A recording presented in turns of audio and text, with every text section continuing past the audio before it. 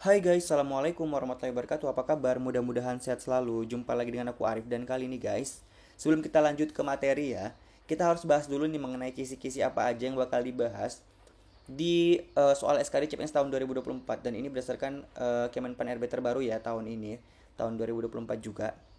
Oke teman-teman, sebelum kita ke pembahasannya, jangan lupa untuk klik tombol subscribe dan klik juga tombol lonceng di sampingnya biar nanti kalian dapat notifikasi kalau aku udah upload video-video terbaru. Share juga videoku ke teman-teman kalian dan jangan lupa juga untuk follow akun Instagramku di @muhammadarifm. Oke teman-teman, sebelum lanjut, buat kalian yang pengen latihan soal, kalian bisa langsung aja buka situsnya di cpns.com.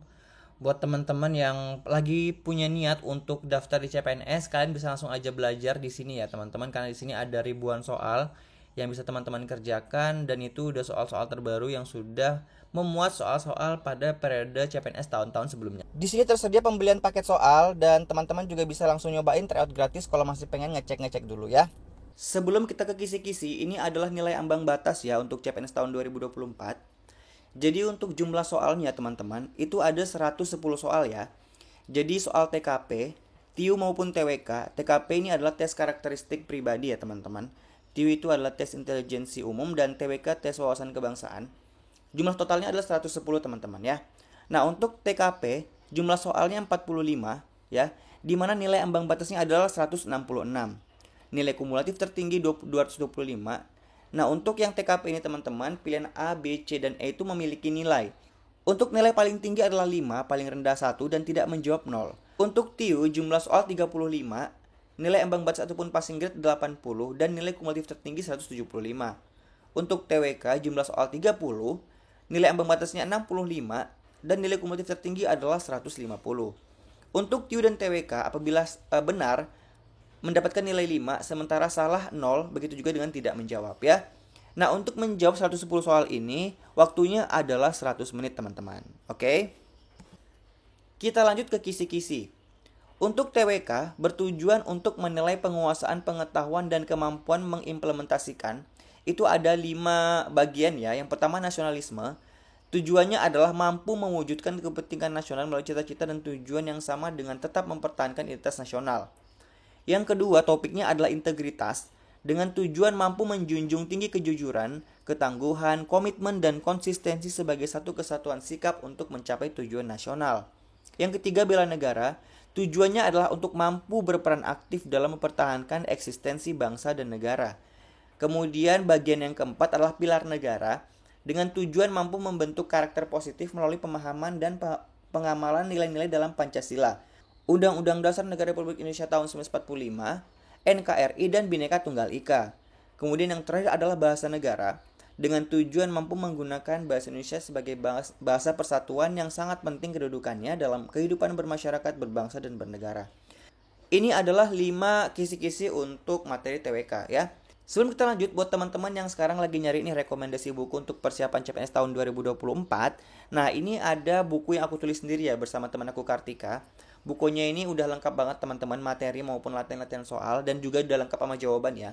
Jadi buat teman-teman yang lagi nyari buku referensi untuk persiapan belajar CPNS tahun 2024, bisa langsung aja beli bukunya ya. Bukunya tersedia di Shopee Toko Idola CPNS. Jadi buat teman-teman yang langsung pengen beli, klik aja link yang ada pada deskripsi video ini. Kita lanjut. Untuk TIU itu ada 3 bagian. Yang pertama kemampuan verbal. Nah, kemampuan verbal ini terbagi lagi ya teman-teman. Yang pertama ada soal analogi. Tujuannya adalah untuk mengukur kemampuan individu dalam bernalar melalui perbandingan dua konsep kata yang memiliki hubungan tertentu kemudian menggunakan konsep hubungan tersebut pada situasi yang lain. Yang kedua silogisme dengan tujuan untuk mengukur kemampuan individu untuk menarik kesimpulan dari dua pernyataan yang diberikan. Dan yang ketiga analitis dengan tujuan mengukur kemampuan individu untuk menganalisa atau menganalisis informasi yang diberikan dan menarik kesimpulannya. Ini bagian pertama. Kemudian di bagian kedua ada kemampuan numerik yang meliputi berhitung dengan tujuan mengukur kemampuan hitung sederhana, deret angka dengan tujuan mengukur kemampuan individu dalam melihat pola hubungan angka, kemudian perbandingan kuantitatif dengan tujuan mengukur kemampuan individu untuk menarik kesimpulan berdasarkan dua data kuantitatif, kemudian yang terakhir soal cerita dengan tujuan mengukur kemampuan individu untuk melakukan analisis kualitatif dari informasi yang diberikan. Kemudian yang ketiga, kemampuan figural yang meliputi analogi. Tujuannya adalah untuk mengukur kemampuan individu dalam bernalar melalui perbandingan dua gambar yang memiliki hubungan tertentu kemudian menggunakan konsep hubungan tersebut pada situasi yang lain. Kemudian yang kedua, ketidaksamaan dengan tujuan untuk mengukur kemampuan individu untuk melihat perbedaan beberapa gambar. Dan yang ketiga, serial dengan tujuan mengukur kemampuan individu dalam melihat pola hubungan dalam bentuk gambar. Nah, ini adalah untuk soal TIU teman-teman ya.